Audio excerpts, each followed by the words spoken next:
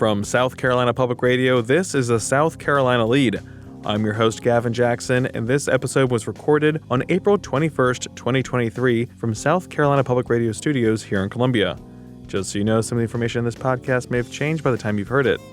This episode features a lot. That's right, we cover Florida Governor Ron DeSantis' first public visit to the state ahead of an expected presidential bid. We look at his standings in two polls, including the Winthrop poll. And we speak with Director Scott Huffman about the state of SC 2024. Yes, the campaign trail and all that good polling. We also look at the action from the State House this week, including an anti-Semitism bill, the state budget, and abortion is back and set for special order in the Senate. And if you're going to say, haven't I already heard about that last year? Well, you're going to hear about it again, folks. And we have new state jobs data for you and break them down with regional economist Laura Ulrich. And just another live taping alert for you guys. That's right, South Carolina Public Radio will be hosting its open house in honor of its 50th anniversary on Saturday, May 6th from 5 to 7 p.m. here at South Carolina Public Radio in Columbia. We're right across from Williams-Brice Stadium. You know where we are. You can find all the details on southcarolinapublicradio.org. And also, after that open house, we will be having another live taping, folks. That's right, Jeffrey Collins and Meg Kennard. We're doing a double dip with the Associated Press. We'll be on our live taping stage here at ETV in South Carolina Public Radio Studios. We're going to be doing a live taping after that open house on May 6th at 7 o'clock. You can find out all the information at southcarolinapublicradio.org. So if you missed us in Clemson, come see us in Columbia, May 6th at 7 o'clock. And if you can't make it to that Columbia taping, give us a shout, 803-563-7169, and tell us why you can't. You really have to give a reason, folks. We got swag, we're going to have laughs, we're going to have some great news and knowledge. But yeah, if you can't make it, let us know. If you want us to come somewhere and do a live taping in your neck of the woods, you got to let us know, 803-563-7169. Give us a shout.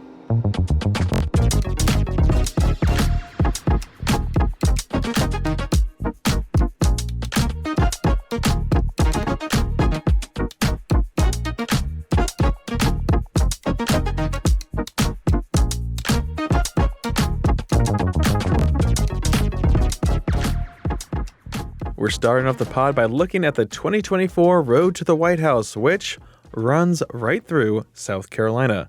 The biggest news this week was that Florida Governor Ron DeSantis made his first public trip to South Carolina with stops in North Charleston and Spartanburg. The events were part of his Florida Blueprint tour. DeSantis held these rallies based off that Florida Blueprint, which is a framework that he says helped him win re-election by nearly 20 points in November, the largest margin of any Republican in the state's history. A big part of that framework is fighting back against policies he deems as woke. So what is kind of the thread that goes through all of this? To me, the thread is this woke mind virus, this ideology that has really captured so many institutions throughout society. I think it's a form of cultural Marxism that seeks to divide not on class, but on the basis of identity politics. I think it's an attack on merit. I think it's an attack on achievement. I think that at the end of the day, it's a war on truth.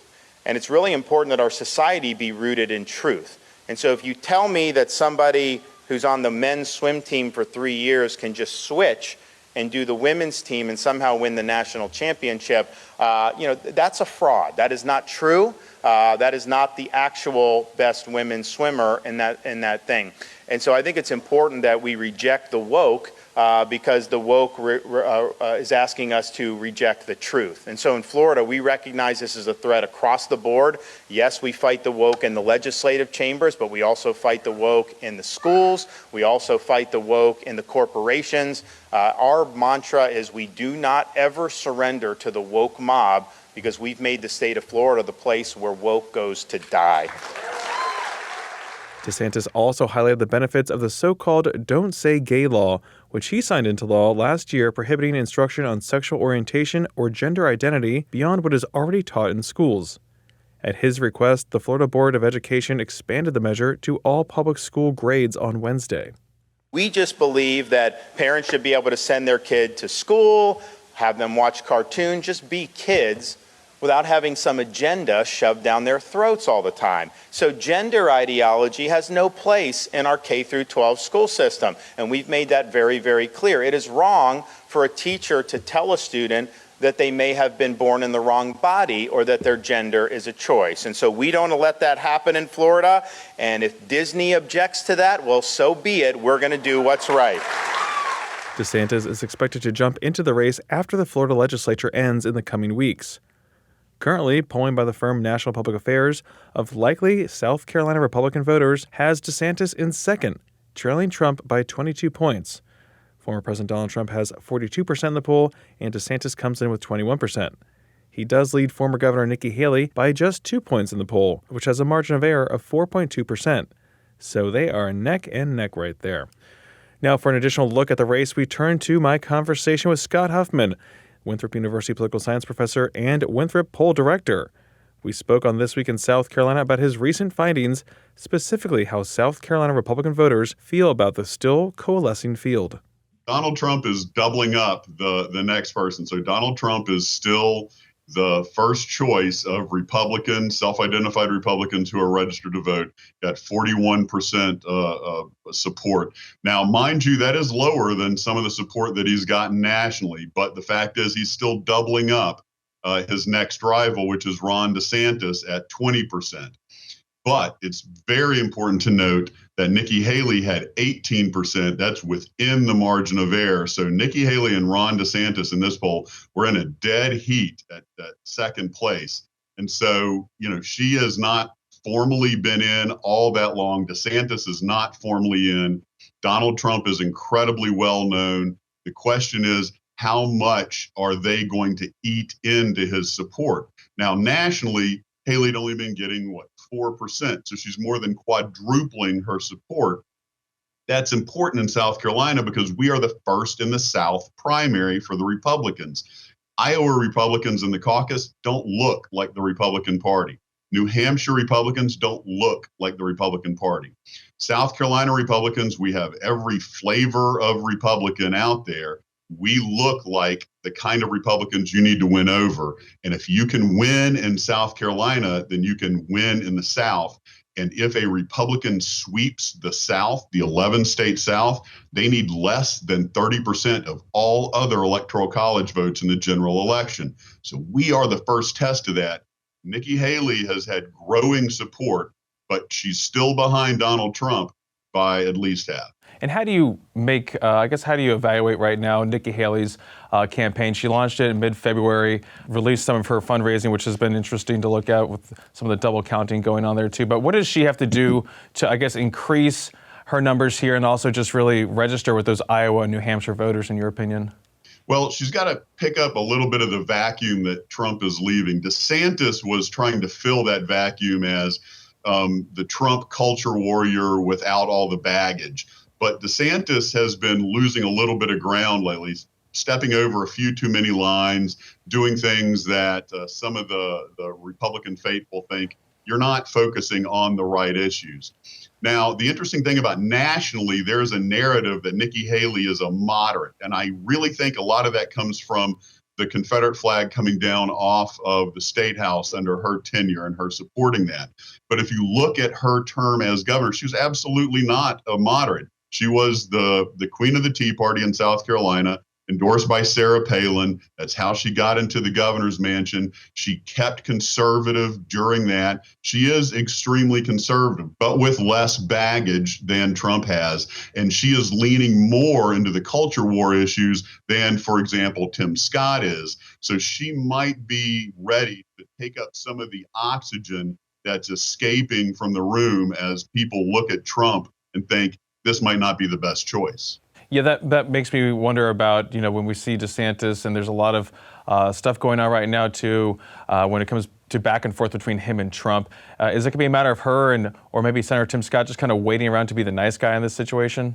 Well, I don't think Haley wants to come across as necessarily the nice guy on certain issues. She has prided herself on being tough. When a reporter and anchor called her past her prime, her first response was, hold my beer.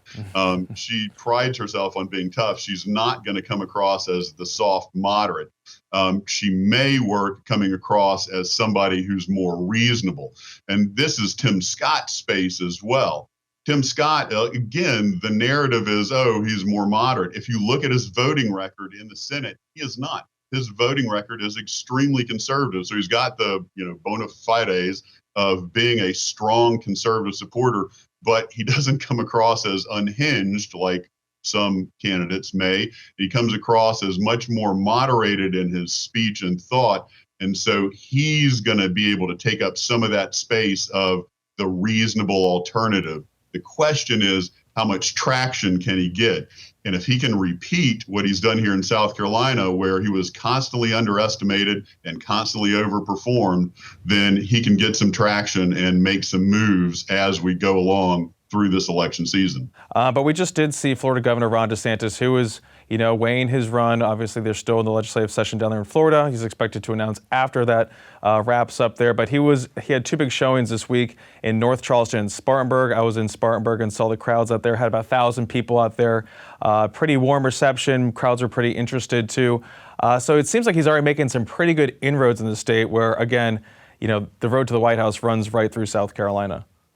Yeah, and he's going to have a base. The question is, are these people, super pro DeSantis to the point where they're anti-Trump, or are they, somebody who likes and wants to see DeSantis? Are his crowds at this point absolutely faithful or strong Republicans who are interested in seeing? But the fact that he's gotten a good turnout is a positive sign for him because, as you said, road to the White House runs through South Carolina. He's going to have to come here and make a strong showing. Again, if he cannot perform well in South Carolina, then people are going to question whether or not he can sweep the entire South. And that's important for a Democrat or a Republican running for the president, because if a Democrat can crack the South in the general election, they tend to get the White House. There's way more to that interview that you can find on youtube.com/South Carolina ETV. Let's go from the campaign trail to the State House, folks. That's right, the Senate, after approving its $13 billion version of the state budget, moved to put the House-approved abortion bill on special order for debate next week. This debate is expected to play out in the exact same way it did over several weeks in the off-season. Now, to refresh you, the House, once again, approved a near-total abortion ban earlier this year, which means abortion would be outlawed from the moment of conception with only very limited exceptions for rape, incest, and the life and health of the mother. The Senate, which is also controlled by Republicans, does not have the votes to pass such an extreme measure and has previously passed an updated version of the 6-week abortion law, which the state Supreme Court overruled earlier this year in a 3-2 decision, citing it violated the right to privacy guaranteed by Article 1, Section 2 of the state's constitution. So, currently in South Carolina, abortions are legal up to 20 weeks, though they are rarely performed after 15 weeks, according to advocates. Now, related to this bill, Lexington Republican Senator Katrina Shealy took the well on Wednesday to discuss an interesting gift she and her fellow female Republican senators, Sandy Sin and Penry Gustafson, as well as Beaufort Republican Senator Tom Davis, received: an anatomical model of a spine. Shealy brought her newly gained second spine to the well with her, alongside Sin and Gustafson, who held theirs off to the side, and she said this. I had several nice letters in there, and it said, I should vote for the Human Life Protection Act, vote for Representative McCravy's bill, and grow a spine. Well, I got to tell you, this is the worst example of lobbying for a bill I've ever seen. Unfortunately, this senator already has weathered a lot of controversy. I continue to weather a lot of storms every day, and I got one hell of a spine already, but now I got another backup. We've all got another spine, and lobbying for a cause means talking to people, sitting down and having a good conversation. It doesn't mean insulting them. It doesn't mean threatening them. But what I've decided, this confirmed my previous vote, because if this is the way you lobby, you don't know what you're doing, but you shouldn't be making decisions for me or anybody else, and you shouldn't be making decisions for people's lives, because you can't make them for legislators and tell them what to do and how to vote. So Take this as a good example of what not to do in the future if you want to get my vote. Don't send me a spine. I have one. The state reports that those gifts came from the Students for Life Action Group, which is a registered lobbying group, and that they are in violation of state lobbying since groups can't give gifts. We'll be watching that debate next week. Again, the Senate is going to be debating the abortion bill in special order, but don't expect any surprises as nothing has changed since the Senate last debated this measure last fall, and especially in light of this recent stunt. The Senate also approved the budget. That's right, the big budget got passed by the Senate this week, a $13 billion budget for the upcoming fiscal year. Now, it's not too dissimilar from what the House passed, but state employees would get a $2,500 bump in their base pay if they make less than $50,000. And a 5% raise if they make more. There would also be pay bumps for law enforcement officers, as well as correction officers and prison nurses. Also in this budget, there would be an increase in the minimum salary for teachers at every position and experience level by $2,500.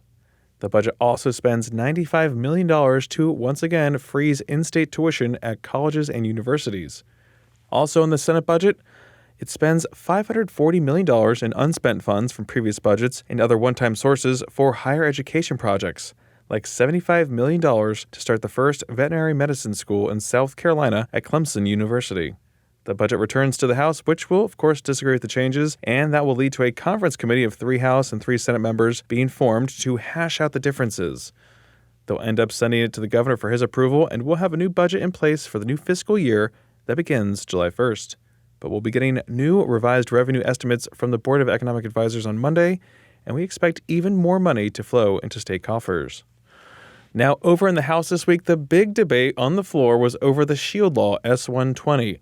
The bill would block the identity of drug makers that provide lethal injection drugs to the State Department of Corrections, and any purchase or acquisition of these drugs and supplies would be exempt from the state procurement code and would be exempt from all licensing processes and requirements administered by DHEC. Furthermore, the out-of-state acquisition of any drug intended for use by the department in the administration of the death penalty shall be exempt from all regulations promulgated by the Board of Pharmacy. The bill also mandates confidentiality of any identifying information of any person or entity directly or indirectly involved in the planning or execution of a death sentence within the state. Now, this bill comes as executions have been halted in South Carolina for nearly 12 years. It attempts to restart executions through a law requiring the use of the electric chair if lethal injection drugs aren't available, which they currently aren't, or through the newly created firing squad option, is being challenged in court. The state Supreme Court earlier this year asked the Department of Corrections for more information on its ability to acquire those drugs. S-120 passed the House by a vote of 75 to 21 and goes back to the Senate, which will need to confirm or reject those amendments made to the bill. Now, off the floor, the House Judiciary Committee had some informed debate on a variety of bills, including one that defines anti-Semitism. There is no definition of anti-Semitism on the books in South Carolina. That's something that the legislature's lone Jewish lawmaker, Columbia Democratic Representative Beth Bernstein, has been working hard to fix with the bill H. 4042. But it wasn't a clear-cut discussion since some members, like Greenwood Republican John McCravey, who has previously co-sponsored and voted for the bill, conflated its purpose. Here's McCravey and Bernstein. It does say in Section C, and this is the meat of the bill, in reviewing, investigating, or deciding whether there has been a violation of any relevant policy, law, or regulation prohibiting discriminatory acts. So this will be used when you're talking about discrimination laws or anything like that. So this definition will be used, and I'm hearing hate speech is what I'm hearing. So I know it says in here nothing may be construed to diminish anything about the First Amendment, but I'm hearing hate speech when I'm looking at these examples. So as much as I don't like hate speech, I'm not sure it's something that we need to start enacting in a bill. And Mr. McCravey, with all due respect, this has nothing to do with hate speech. What this says is in subsection C, in deciding whether there has been a violation, okay, the state shall take into consideration the definition of anti-Semitism, thereby using it as a guideline. If you want to find out if a discriminatory act was anti-Semitic, then look at this definition and use that as some guidance. It's not saying We don't have hate crime, and if we did, it's still not against hate speech. Is there anything in the code that says you can't say hate speech? Not yet. Okay, and I don't think there will be, because that's a First Amendment violation. I think everybody, and all of the lawyers and people who aren't lawyers who are on this committee, know that that is not the intent of this, and it's not an intent of a hate crime bill. But what this is just a definition, a guideline to be used, a generally accepted definition. And to make it more than what it is misrepresenting what the bill does. Bernstein said while Jewish people make up 2% of the American population, they receive an inordinate amount of anti-Semitism-related attacks. This definition is based off the International Holocaust Remembrance Alliance, which was adopted by the U.S. State Department in 2016.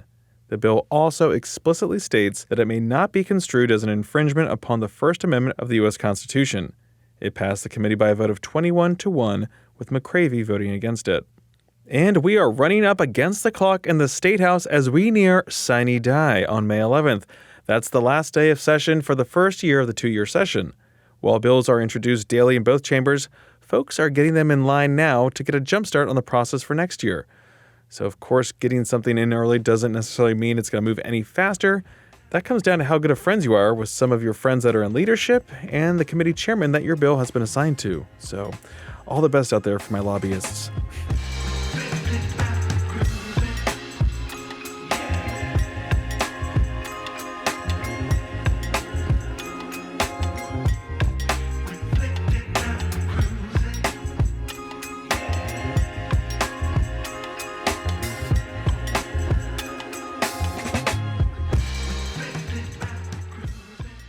We have a very, very tiny business section for you, but don't worry, there are some pretty big numbers in here. That's right, fresh jobs data for you from the State Department of Employment and Workforce. For March, DEW reports that the state's unemployment rate remains stable and unchanged at 3.2%. DEW Acting Director William Floyd said in a statement that DEW is committed to spending the rest of 2023 proactively engaging rural communities to help people find work and employers find their workers. Richmond Federal Reserve Bank regional economist Laura Ulrich, who is based in Charlotte, held a media call Friday about these new numbers and how the economy in South Carolina is looking. Another good jobs report for South Carolina today. So it showed a gain of 4,200 jobs, which is actually double what we added in February. So South Carolina is now over 87,000 jobs above where we were in February 2020. So that's a 4% increase. Only one sector in South Carolina lost jobs in March, and that was professional and business services, which actually, maybe ironically, was the strongest performer in February. So business and professional services lost 1,500 jobs in March, but that sector remains up almost 6% compared to pre-COVID, almost 17,000 jobs. So remains a really strong sector in the state. Leisure and hospitality had another strong performing month in March, adding 1,400 jobs. And we can now say officially that we have fully recovered leisure and hospitality jobs compared to pre-COVID. So we now have crossed over that level. So that might be kind of part of a headline report, I think, from this employment report, is that we've now more than recovered all the jobs in leisure and hospitality. Of course, that doesn't mean we still don't have shortages in that market, because we've also added a lot of people during that time. So we really need more people working in leisure and hospitality to serve the people we have in the state now. The job market remains hot and jobs are plentiful, with rapid job growth in urban locations in our state. Over the past year, there has been an increase of some 6,600 jobs, with most of those announced in the major metro areas of the state. The challenge, of course, is to grow the rural areas or connect them to more urban areas. Here's Laura again. So if you look at the most urban places, they're adding a lot. A very high percentage of those jobs are coming to those most urban places. And so while the employment situation overall looks really good in South Carolina, there are still many rural counties where the story is quite different. As for the overall economy, Laura said that the national jobs numbers for March, that was 236,000 jobs added, was still strong, even as the Federal Reserve is trying to soften up the job market through higher rates. While South Carolina is experiencing rapid growth, not all states are back to their pre-pandemic levels, something that I haven't really thought about since we have been for some time now. But to tackle inflation, Laura painted this picture.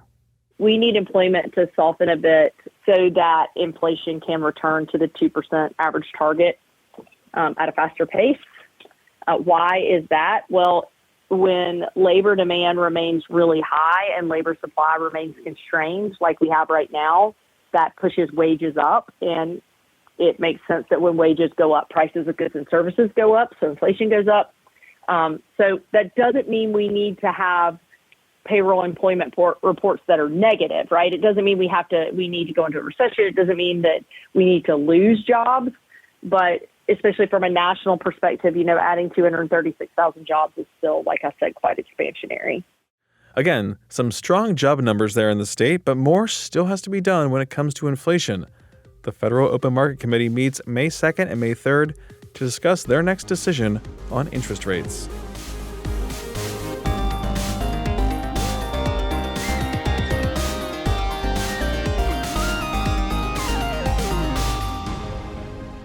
Go ahead. Welcome to the wind down section. Wait, I definitely stepped on you. Sorry. Welcome to the wind down section, folks. It's our little break from the news. It's a safe space. It's a freedom of speech safe space. Haven. A maven haven for us. Oh, yes. We're saving these mavens. We're in a little cove, okay? A cove of freedom here, okay? That's it. That wind can't reach us. It's very calm here. Safe here. Anyway, Gavin. AT. How are you doing, bud? I'm not gonna lie, I've been better.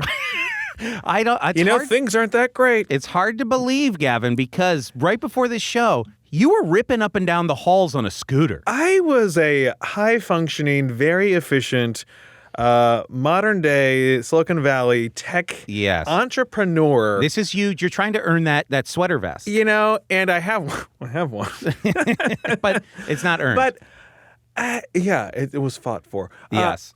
By blood. But I've just been, I've been zipping around, giving people raises, firing, unfortunately, a few people. Yeah. I did unscheduled disassembly of some folks. Yeah. Which is zipping around. Very hip I got my khakis on, I got my white sneaks on, my flat brim hat that just came in was not with me, but if I did have it would have been on, and everyone would be like, that guy, he knows he's got it together. He knows what's coming. Yes. And we need to invest. You're a soothsayer. We need to listen and subscribe. We need to mash that subscribe button. Please, F for respect in the chat. Mash that subscribe. Anyway, Gavin, we are way off track here. Total. It's just been a fun Friday. That's what Friday stands for around here. Hey, we like to have a good time here. Okay, guys? Hey, the synergy is just so hot here. Yeah, can't stop. We have been upward mobilizing like nobody's business. Anyway, Gavin. For someone that lays on the ground all day, it's very, I'm up. You should have seen this guy. I told him maybe take a step in between prone and scooter, recumbent bike, but here he is. I thought he's always on the ground. Now here he is zipping around. Okay, anyway, Gavin, we did get a text from Grand Strand Man who has a thought for Mark, Keeper of the Scrolls. Okay? Roman texted us? He says, in to sandwiches and meatball subs, okay? Can a saucy meatball sub, which we might not classify as a sandwich at the start of the meal, become a sandwich when the bottom gets soggy and falls apart into two separate pieces of bread? This is an existential nightmare here. No, I don't think so. Gavin is against transformation, yet he is the one who transformed from lying on the ground to scooting. Tech bro. No, I don't think we're going to just change the definition of a sandwich mid-consumption. Gavin, you just want to go back to a time when sandwiches were sandwiches, right? Stop. We're like, it's almost like mirroring like what we're talking about. Okay, so anyway, that sandwiches aside, we also got a call. Oh, I'm hungry now. From, delicious. This is a delicious problem to have. So this section brought to you by hunger. Gavin has been starving all day. He's been eating robin's eggs. That's why I'm so amped up. And tech bro. He's been fasting and he's in ketosis right now. And so Gavin is sense. just... He's riding high on ketosis. Just juicing. Anyway, we got a call from my office mate next door, Vince Colblugo. My office mate. Oh, matey. All right. Now. No. Are you ready, Gavin? Yours. Okay, here we go. Yes. Yes. Here we go. Hey, SC Lead Pod. It's Vince Colblugo, your, I guess, neighbor amazing All Things Considered host, whatever you guys want to call me, whichever title, I'll accept it. I just wanted to call in and give 2 shout-outs. First one for Finn Carlin. That was a pretty good piece on the rapid growth happening in Richland County.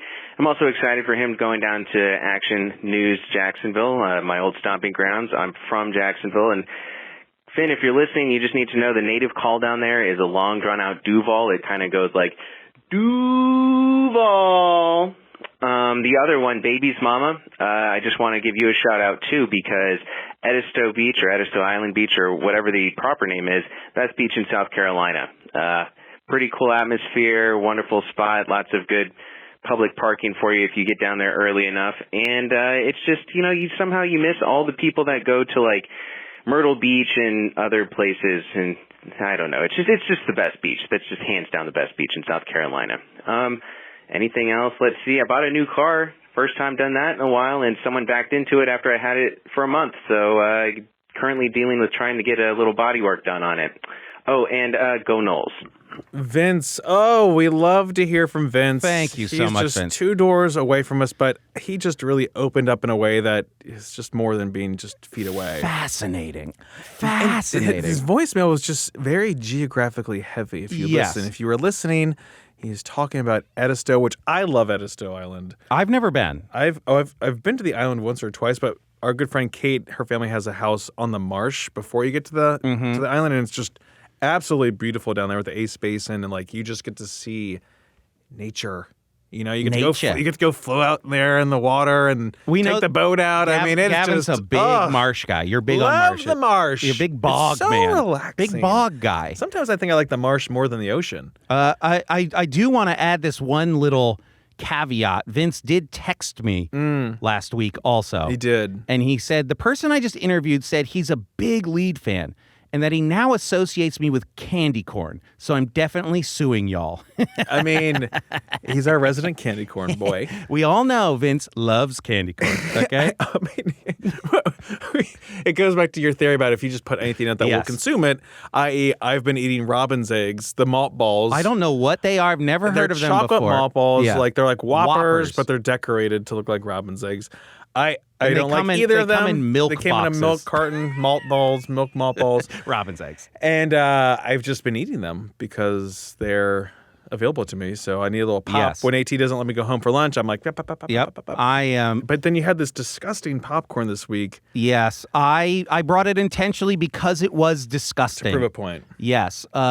Caitlin, we were in the grocery store and she goes, "Oh, hold on a second. I got to grab something." And where I was, I turned and I just saw popcorn flavored like other candies. And it was like, there was a Twix one, there was an Oreos one, a Snickers one, and those didn't sound so bad, Sure, they make a little bit more sense. That's not going to be so bad. But then I saw the truly cursed Sour Patch Kid popcorn. Some food chemist was like, yo, I don't know. This is an idea. I think that you're assigning too much thought, saying it was a food chemist, where I think it was an absolute like TikTok. No, backroom ad person who's just like, we already own these brands, just put them together. Synergy. Oh man, now I get it. He probably had a scooter and a vest too. Exactly. That's how you know get what? it. I'm not even gonna hate on this. That's a great idea. The food was disgusting. These were truly it was a scary thing because it only went from my car. I took it from the grocery store, put it in my car, and I left it in my car and brought it to work. Yet they were cold to the touch. Always. You took a bite and there was crunch, but then you got this like sour flavoring, and it's like a typical Sour Patch Kid, but even more so. You felt like you're getting an instant cavity. I was like, I don't really want this got in my body. Stuck on you. But you saw me. I could not stop eating. He would say, "I hate them," and then I hate handfuls, myself, handfuls.